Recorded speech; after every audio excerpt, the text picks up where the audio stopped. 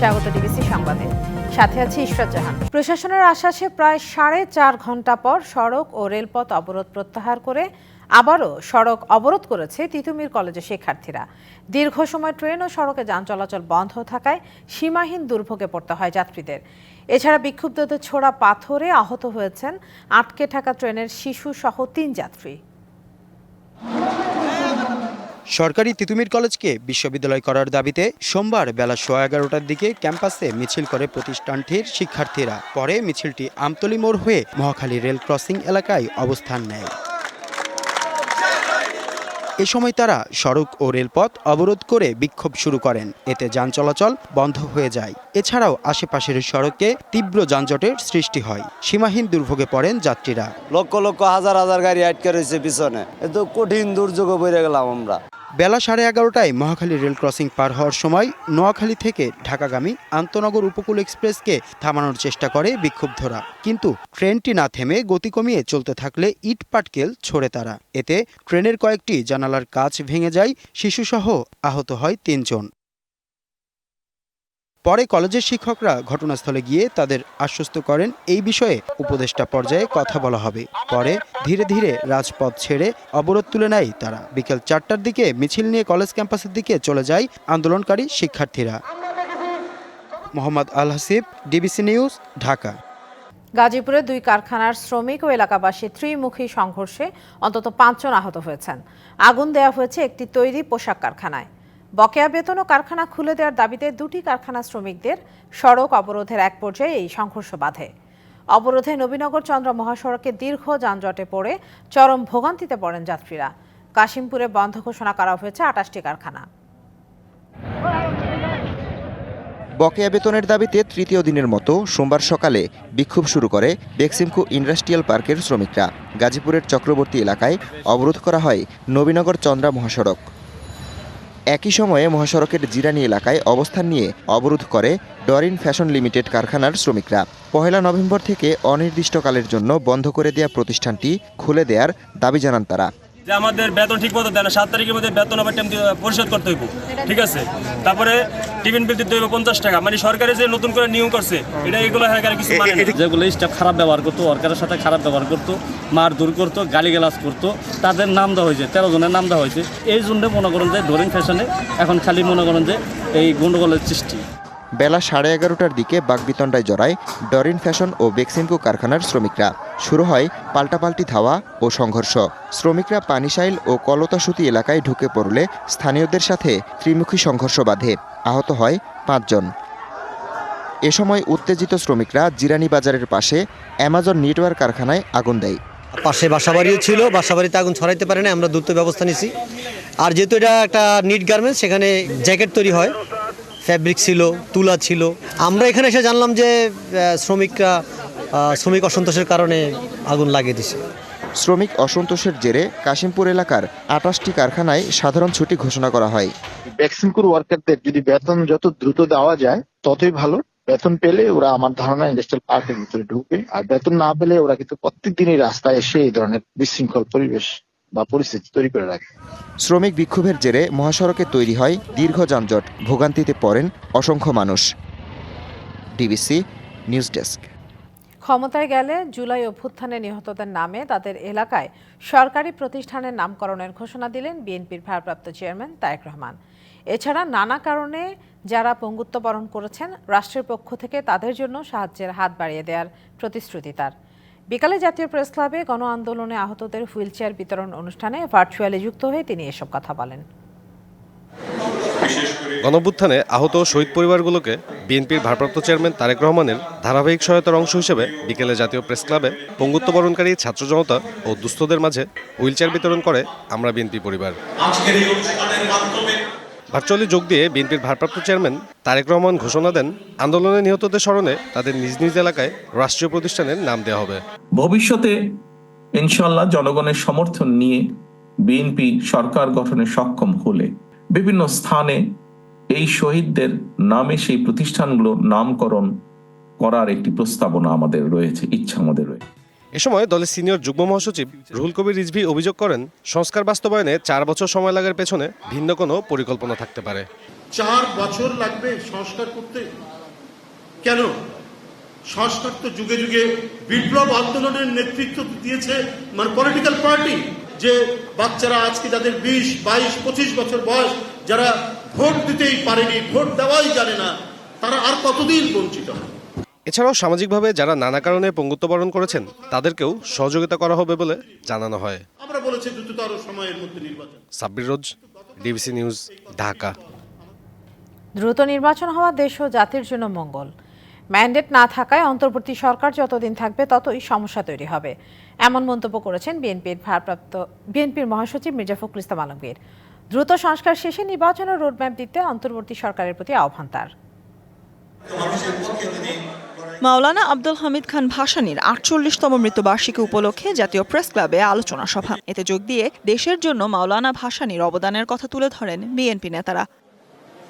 বন্ধুরা, খামোশ বলার একটাই মানুষ ছিল ব্রিটিশ, পাকিস্তান এবং বাংলাদেশ, তিনি মাওলানা ভাসানী। এ সময় বিএনপি মহাসচিব মির্জা ফখরুল ইসলাম আলমগীর বলেন, জনগণের সরকার ছাড়া উন্নয়ন সম্ভব নয়। আমরা বারবার বলেছি, পড়েন, মানুষের চোখের ভাষা বোঝেন। মানুষ এখন আপনাদের আর চায় না, আপনারা দেশটাকে ধ্বংস করেছেন। আমাদের কথা তারা শুনে না শুনে উল্টো নির্বাচন ব্যবস্থা ধ্বংস করেছে, ছাত্রদের গুলি করে হত্যা করেছে এবং শেষ পর্যন্ত পালিয়ে গেছে। তিনি জানান, বিএনপি সংস্কার চায়, কিন্তু তা হতে হবে যৌক্তিক সময়ের মধ্যে। যে আমরা অবশ্যই সংস্কার চাই, আমরা আগে বলেছি, এটা আপনাদের যৌক্তিক সময়ের মধ্যে, এমন সময় যেন না নেয় যে সময় নিতে গেলে জনগণের মধ্যে ভ্রান্ত ধারণা হচ্ছে যে আপনি ক্ষমতায় ফিরে যেতে চাইছেন। রবিবার জাতির উদ্দেশ্যে দেয়া অন্তর্বর্তী সরকারের প্রধান উপদেষ্টার বক্তব্যে আশাহতের কথাও জানান বিএনপি মহাসচিব। Sultana Swarna, DBC news, Dhaka. অন্তর্বর্তী সরকারের মেয়াদ 4 বছর অথবা আরও কম হতে পারে বলে জানিয়েছেন প্রধান উপদেষ্টা ডক্টর মোহাম্মদ ইউনূস। নতুন সংবিধানে জনগণের চাহিদা অনুযায়ী গণতান্ত্রিক সরকারের মেয়াদ 5 বছর থেকে কমিয়ে 4 বছর করারও ইঙ্গিত দিয়েছেন তিনি। আল জাজিরাকে দেওয়া সাক্ষাৎকারে এসব কথা বলেন প্রধান উপদেষ্টা। আগামী নির্বাচনে প্রার্থী না হওয়ার বিষয়ে নিজের অবস্থান স্পষ্ট করেন তিনি। সম্প্রতি আজারবাইজানে বিশ্ব জলবায়ু সম্মেলনের ফাঁকে কাতার ভিত্তিক সংবাদ মাধ্যম আল জাজিরাকে সাক্ষাৎকার দেন বাংলাদেশের অন্তর্বর্তী সরকারের প্রধান উপদেষ্টা ডক্টর মুহাম্মদ ইউনূস। কথা বলেন অন্তর্বর্তী সরকারের মেয়াদ, সংস্কার, নতুন সংবিধান ও নির্বাচন সহ নানা বিষয়ে। The train has left the election on the election route, so it's moving on. প্রধান উপদেষ্টা জানান, সংস্কার আর নির্বাচনের প্রস্তুতি চলছে সমানতালে। সংবিধান ও নির্বাচন কমিশন সহ পুরো সরকার ব্যবস্থা সংস্কার করেই ভোটের মাধ্যমে ক্ষমতা হস্তান্তর করা হবে গণতান্ত্রিক সরকারের কাছে। With a regular government is for 5 years, for example. That's about it. নিয়মিত সরকার 5 বছরের হয়। নতুন সংবিধানে সরকারের মেয়াদ সম্ভবত 4 বছর হতে পারে, কারণ জনগণ সরকারের মেয়াদ কম চায়। সুতরাং অন্তর্বর্তী সরকারের মেয়াদও 4 বছরের কম হওয়া উচিত। এটা আরও কম হতে পারে। এটা নির্ভর করছে মানুষ কি চায়, রাজনৈতিক দলগুলো কি চায়। And it's up to the people, up to the political parties to decide.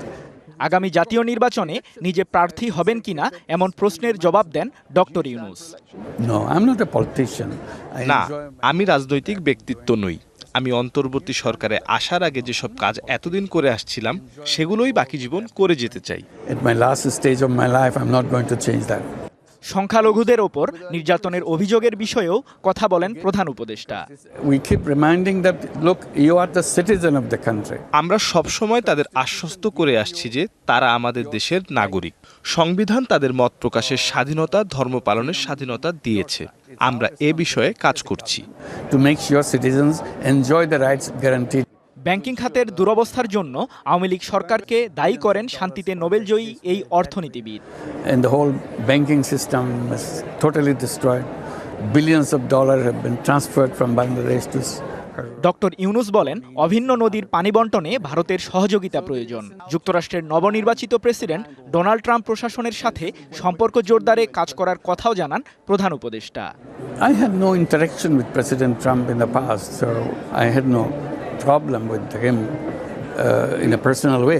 If you talk about the Republican Party, I have friends in Democratic Party, I have friends in Republican Party. It was a House which voted for congressional gold medal for me. 100% consensus by the both parties. We had no problem there. So I never had any problem so far as the Republican Party is concerned, or Democratic Party is concerned, or Trump is concerned. Srijan Mahmud, DBC news desk. DBC সংবাদে নিচ্ছি একটা বিরতি, সঙ্গেই থাকুন। স্বাগত আরেকবার DBC সংবাদে। এক মাসের মধ্যে শেখ হাসিনার বিরুদ্ধে জুলাই আগস্ট গণহত্যা মামলার তদন্ত শেষ করার নির্দেশ দিয়েছে আন্তর্জাতিক অপরাধ ট্রাইব্যুনাল। আর সাবেক মন্ত্রী, প্রতিমন্ত্রী সহ 13 আসামিকে গ্রেপ্তার দেখিয়ে পাঠানো হয়েছে কারাগারে। চিফ প্রসিকিউটর তাজুল ইসলাম জানান, গণহত্যায় তাদের সংশ্লিষ্টতা রয়েছে। জুলাই আগস্টে গণহত্যা মামলার 13 আসামিকে সোমবার সকালে হাজির করা হয় আন্তর্জাতিক অপরাধ ট্রাইব্যুনালে। কড়া নিরাপত্তায় প্রিজন ভ্যান থেকে একে একে নামানো হয় সাবেক মন্ত্রী আনিসুল হক, ফারুক খান, ডাক্তার দীপুমণি, রাশেদ খান মেনন, হাসানুল হক ইনু, শাহজাহান খান, গোলাম দস্তগীর গাজী, সাবেক প্রতিমন্ত্রী জুনায়েদ আহমেদ পলক, কামাল আহমেদ মজুমদার, সাবেক প্রধানমন্ত্রী উপদেষ্টা সালমান এফ রহমান, তৌফিক এলাহি চৌধুরী, অবসরপ্রাপ্ত বিচারপতি শামসুদ্দিন চৌধুরী মানিক ও সাবেক স্বরাষ্ট্র সচিব জাহাঙ্গীর আলমকে। তবে অন্য এক মামলায় রিমান্ডে থাকায় এদিন হাজির করা হয়নি সাবেক কৃষিমন্ত্রী আব্দুল রাজ্জাককে। বেলা 11:15টায় শুরু হয় বিচার কাজ। শুনানি শেষে মামলার তদন্তের জন্য 1 মাসের সময় বেঁধে দেয় ট্রাইব্যুনাল। পরে চিফ প্রসিকিউটর জানান, জুলাই আগস্টে গণহত্যার মূল মাস্টারমাইন্ড ছিলেন সাবেক প্রধানমন্ত্রী শেখ হাসিনা।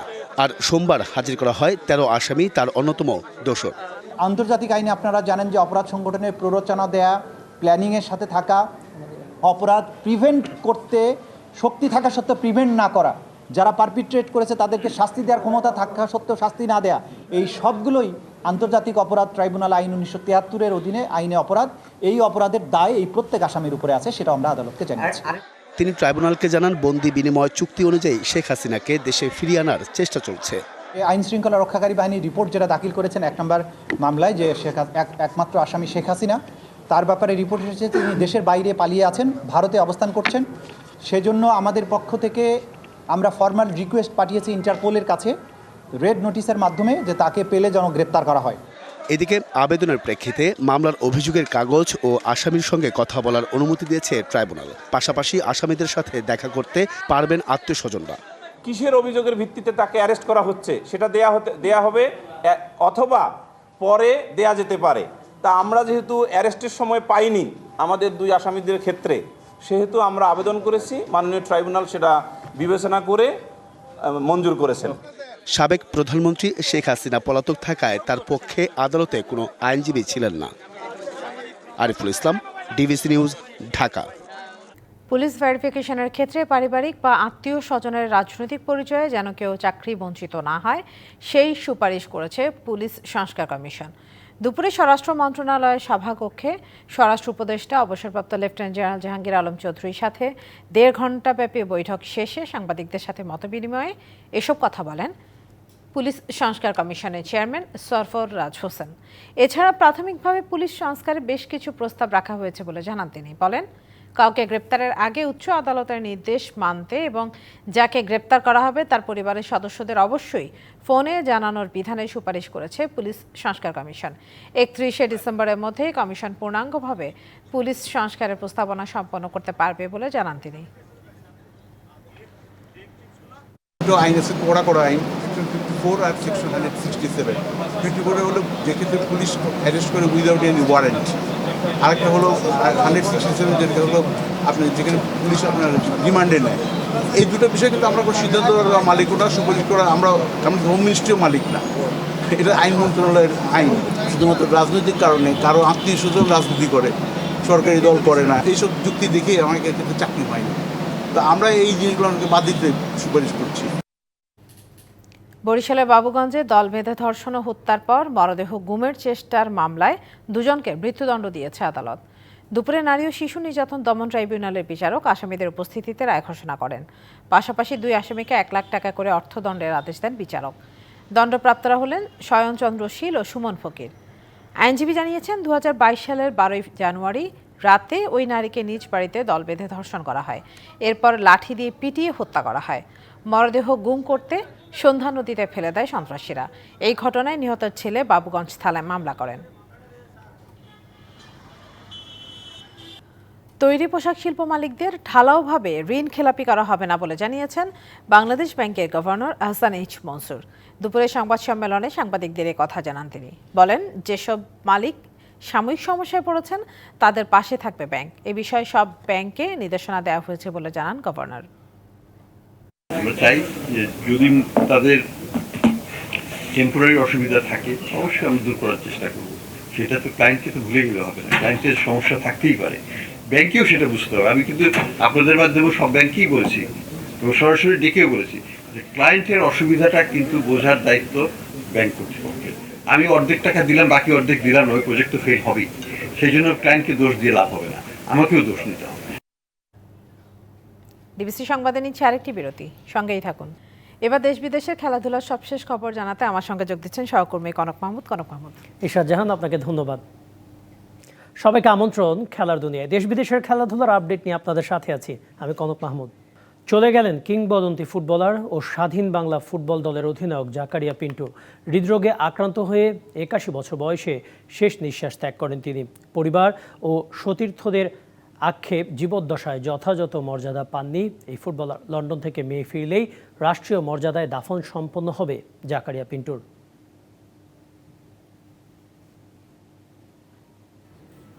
হাসপাতালের ভেতর বেডে শোয়া নিষ্প্রাণ জাকারিয়া পিন্টু। ভবনের নিচে স্বজন হারানোর শোক নিয়ে অপেক্ষায় তার বৌমা আর আদরের প্রিয় নাতি। আজ থেকে আর দাদার সাথে গল্প করা হবে না তাজওয়ারের। ফুটবল নিয়ে মুক্তিযুদ্ধের সময়ের গল্পগুলো আর শোনা হবে না। সবসময় যা চাইতাম তা দিত, খারাপ লাগার অনেক। সবাই দোয়া করবেন। অনেক মিস করব। আমিও আমার বাবা মায়ের জন্য এত করতে পারি না যেটা আমি আমার শ্বশুরের জন্য করতে পারছি। বাসাটা খুব শূন্য হয়ে গেছে। বার্ধক্যে নুয়ে পড়া শরীরটাতে বাসা বেঁধেছিল নানা রোগ। রবিবার অবস্থার অবনতি হলে জাকারিয়াকে ভর্তি করা হয় হাসপাতালে। সোমবার সকালে প্রস্তুতি চলছিল কিডনির সমস্যা নিরসনে অন্য হাসপাতালে নেবার। তার আগেই পৃথিবীর মায়া ত্যাগ করেন নন্দিত এই কিংবদন্তি ফুটবলার। সকালবেলা আমি আব্বার সাথে ফার্স্ট টাইম কথা বললাম, কথা বলার কোনো রেসপন্স ছিল না। আমি বললাম আব্বা কেমন আছে, এই আর কি। 2 মিনিটের মধ্যে এক্সপায়ার করলো। যার যার বাবা তার কাছে প্রিয়, হয়তো আমার ফিলিংসটা আপনার হয়তো বুঝতে। হাসপাতাল থেকে দুপুর 2টা নাগাদ ধানমন্ডির তাকওয়া মসজিদে নেওয়া হয় জাতীয় ফুটবল দলের প্রথম অধিনায়কের মরদেহ। বাদ আসর সেখানেই হয় প্রথম জানাজা। ফুটবলে দীর্ঘদিনের পথ চলায় সতীর্থ স্বজন আর ভক্তরা ছুটে আসেন শেষবারের মতো প্রিয় মুখটা দেখতে। এত ইম্পর্টেন্ট প্লেয়ার ছিল মর্সেন ক্লাবে যে তাকে বিট করে গোল হয়েছে এইরকম আমি দেখি নাই। স্বাধীন বাংলা ফুটবল দলের খেলাতেও দেখি নাই যে কেউ তাকে বিট করে গোল দিছে। পিন্টু ভাই এত ধার্মিক ছিলেন, উনি পুরা ফর্মে কোনো সময় চিন্তা করা যায়নি যে উনি আজকে রোজা নাই। বাংলাদেশকে তিনি রিপ্রেজেন্ট করছে, ওনাকে আমরা সঠিকভাবে সঠিক জায়গায় আমরা দাঁড়া করাতে পারলাম না। আমরা এটা আমাদের ব্যর্থতা। রাতে এই মুক্তিযোদ্ধার মরদেহ রাখা হবে হাসপাতালের হিমঘরে। মঙ্গলবার সকালে পিন্টুর প্রাণের ক্লাব মোহামেডান প্রাঙ্গণে দিনের প্রথম জানাজা। এরপর আরও 2টি জানাজা শেষে রাষ্ট্রীয় মর্যাদায় তাকে দাফন করা হবে রায়ের বাজারের বুদ্ধিজীবী কবরস্থানে। Mushfiqur Rahman, DBC news, Dhaka. দেশের স্বাধীনতা ও ফুটবল ইতিহাসের সাথে আষ্ঠে পৃষ্ঠে জড়িয়ে জাকারিয়া পিন্টুর নাম, যিনি শুধু স্বাধীন বাংলা ফুটবল দলের নয়, স্বাধীন বাংলাদেশের জাতীয় ফুটবল দলেরও প্রথম অধিনায়ক ছিলেন। মহান মুক্তিযুদ্ধের সম্মুখ সমরেও অংশ নিয়েছিলেন তিনি। কিংবদন্তি এই স্টপার ব্যাকের প্রয়াণে শুধু ফুটবল নয়, শূন্যতা দেখা দিয়েছে তার প্রাণের ক্লাব মোহামেডানেও।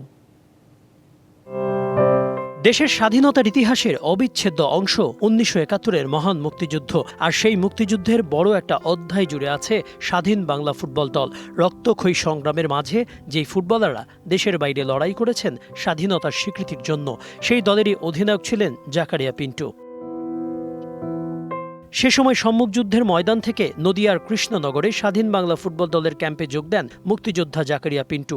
ভারতের বিভিন্ন রাজ্যে 16টি ম্যাচে অংশ নিয়ে 12টিতেই জয় পেয়েছিল দলটি। ওই ম্যাচের টিকিট বিক্রির অর্থ স্বাধীন বাংলা ফুটবল দল তুলে দিয়েছিল মুক্তিযুদ্ধকালীন প্রবাসী বাংলাদেশ সরকারের তহবিলে। স্বাধীন বাংলাদেশের প্রথম জাতীয় ফুটবল দলকেও নেতৃত্ব দেন জাকারিয়া পিন্টু। তার অধিনায়কত্বে 1973 সালে মালয়েশিয়ার মারদেকা কাপে অংশ নেয় বাংলাদেশ।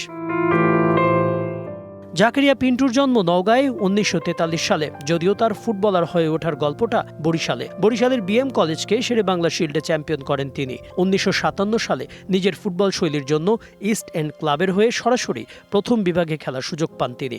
এরপর ওয়ান্ডারার্স ক্লাবের হাফব্যাক হিসেবে সবার নজর কাড়েন দীর্ঘদেহী এই ডিফেন্ডার। 1960 সালে ওয়ান্ডারার্সকে লিগ চ্যাম্পিয়ন করে পরের বছরই যোগ দেন মোহামেডানে। এরপর জাকারিয়া পিন্টু এবং মোহামেডান হয়ে ওঠে সমার্থক। টানা 15 বছর মোহামেডানে খেলে একাধিক শিরোপা জিতিয়ে ফুটবল থেকে অবসর নিয়েছিলেন এই দেশসেরা স্টপার ব্যাক। তার আগ পর্যন্ত রেকর্ড 8 বছর দলটির অধিনায়ক ছিলেন পিন্টু। ফুটবল ছাড়ার পরও সাদা কালো শিবিরের মায়া ছাড়তে পারেননি জাকারিয়া পিন্টু। মোহামেডান ক্লাব প্রাঙ্গণ হয়ে উঠেছিল তার সেকেন্ড হোম। নানা সময়ে নানাভাবে যুক্ত ছিলেন প্রিয় দলের কার্যক্রমে। স্বাধীন বাংলা ফুটবল দলের সদস্য অমলেশ সেন, নওশিরুজ্জামান সহ অনেকেই চলে গেছেন আগেই। এবার চলে গেলেন জাকারিয়া পিন্টু। সাথে মনে করিয়ে দিলেন ফুটবলের একটি স্মরণীয় প্রজন্ম নীরবেই হারিয়ে যাচ্ছে দেশের ফুটবল থেকে। Kanak Mahmud, DBC news, Dhaka.